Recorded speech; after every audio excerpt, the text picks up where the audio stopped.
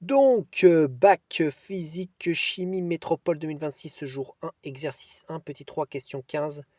Donc, dans cet exercice 1, on étudie un lave-linge et dans le petit 1, on a étudié le remplissage de ce lave-linge en faisant une étude de variation de pression. Ensuite, dans le petit 2, on a étudié un circuit électrique qui permet d'avoir un temps de temporisation, c'est-à-dire un temps pendant lequel rien ne se produit pour ce lave-linge, c'est-à-dire qu'il est mis en pause en quelque sorte. Voilà. Et dans le petit 3, on nous dit après remplissage de la cuve et un temps de temporisation, l'eau est chauffée par une résistance électrique appelée thermoplongeur, parcourue par un courant électrique. Donc c'est le petit 3 qui commence. Et dans la question 15, on nous dit nommer les 3 modes possibles de transfert thermique et indiquer celui qui peut être négligé lors du chauffage de l'eau dans cette situation. Donc là, il fallait apprendre dans le cours les 3 moyens qui permettent de transférer de la chaleur, de quelle manière ça se fait, le transfert de chaleur. Et dans le cours, donc, il était expliqué qu'un transfert thermique peut se faire par conduction, convection ou par rayonnement thermique. Donc c'est ça qu'il faut écrire. Donc on va dire juste, on nomme les 3 modes. Donc les 3 modes de transfert thermique sont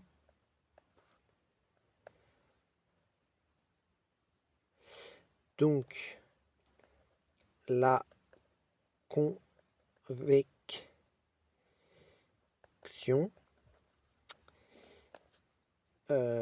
convection c'est avec un X, la conduction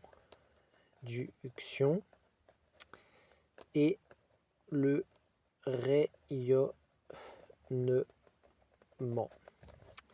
Donc la convection, c'est lorsque la chaleur se déplace avec la chaleur est contenue dans des molécules et les molécules se déplacent, donc elles conduisent la chaleur en se déplaçant. La conduction, c'est quand la chaleur se déplace de molécule à molécule sans qu'il y ait de mouvement de molécules, c'est-à-dire qu'elle se déplace en se transférant d'une molécule à une autre molécule, etc., ainsi de suite.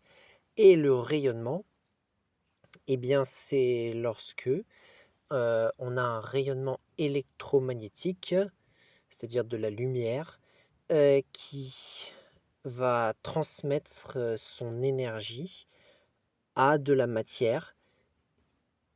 Quand ce rayonnement va rencontrer la matière, et donc la matière va augmenter en température.